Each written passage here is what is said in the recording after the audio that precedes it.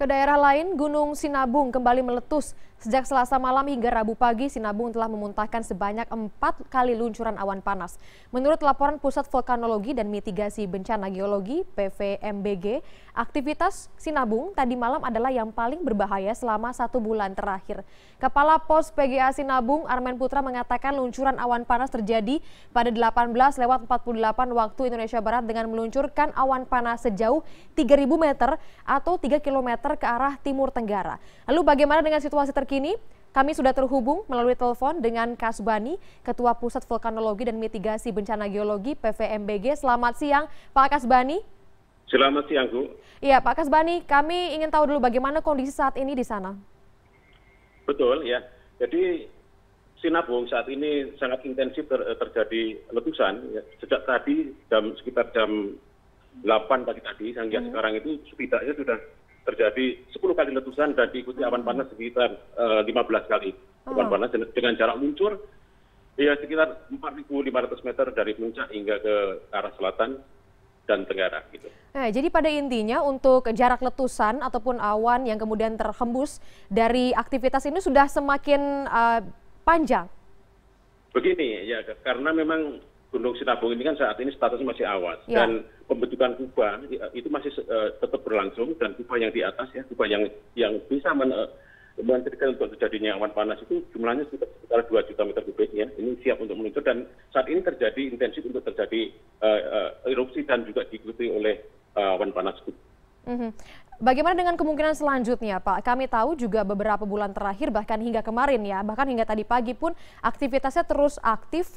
Bagaimana dengan status atau mungkin ada kemungkinan dengan radius kilometer yang akan ditambah? Pak Kasbani? Anda masih bersama kami, Pak Kasbani? Ya, ini masih ini.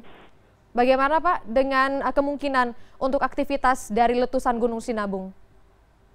Ini hingga saat ini masih sangat terjadi fluktuatif ya, karena memang Gunung Sinabung ini kan status masih awas dan erupsi terus saja terjadi. Memang rata-rata sehari itu bisa 2-3 kali terjadi dan hari ini yang memang puncaknya sangat besar gitu.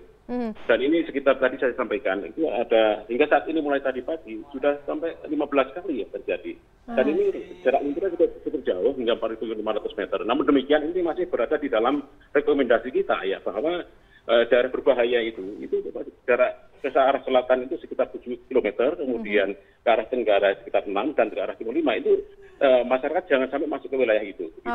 Jadi masih dalam radius yang memang sudah terperkirakan begitu, Pak Kasbani. Terjadi erupsi dan itu jangka waktu dalam waktu yang ini tidak akan, maksud saya cukup lama ini akan terjadi. Gitu. Lalu bagaimana dengan imbauan untuk warga sekitar, Pak Kasbani? Yes, kami harapkan itu warga sekitar ini kita bahu-membahu dengan pemerintah daerah bahwa warga itu jangan masuk ke wilayah yang telah kita rekomendasikan, yang telah direkomendasikan oleh Badan Geologi. Tadi saya sampaikan bahwa jarak ke arah selatan itu 7 kilo, kemudian 6 kilo ke arah tenggara, dan itu ke arah timur 5 kilo. Itu jangan masuk ke wilayah yang telah kita rekomendasikan itu. Ini karena sangat berbahaya, karena awan panas ini itu kecepatannya sangat tinggi dan temperaturnya sangat panas gitu. Iya, baik. Lalu Pak Kasbani, kalau saya bisa sedikit flashback begitu Pak dengan apa yang sempat terjadi di tanggal 20 Juli kalau tidak salah.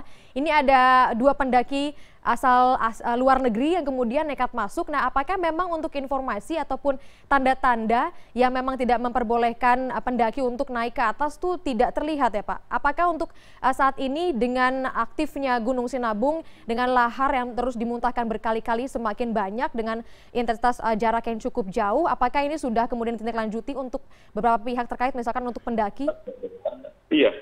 Kita sudah informasikan ini jauh-jauh sebelumnya dan kita sudah koordinasi dengan pemerintah daerah, dan tanda-tanda itu sudah diberikan bahwa daerah itu juga daerah yang dilarang itu sudah diberikan, bahkan itu tembok tidak boleh masuk ke wilayah itu ya. Itu.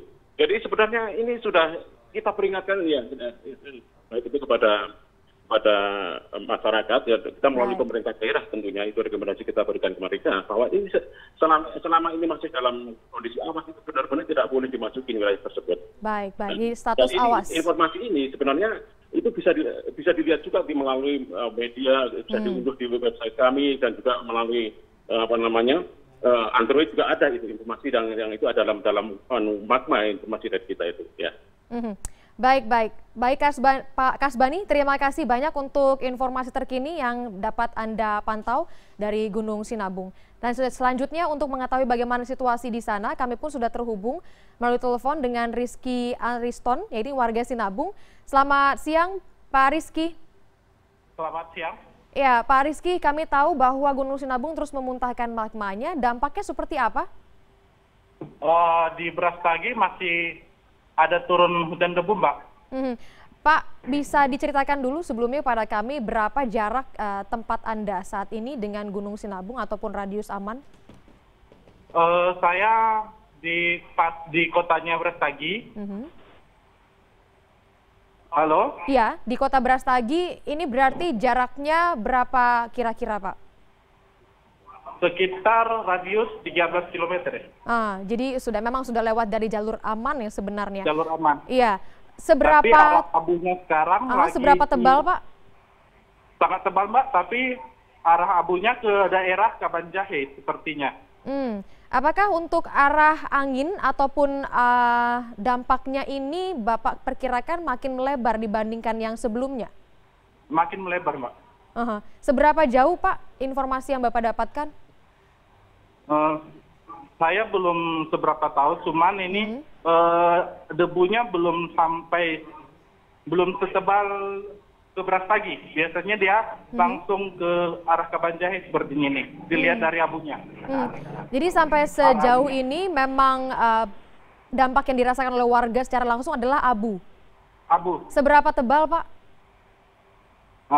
Posisi saya lagi di Brastagi, debu masih turun. Debu masih turun, namun aktivitas warga seperti apa? Masih seperti biasa. Adakah pihak dari pemerintah yang mengimbau? Di kota Brastaginya belum ada ini.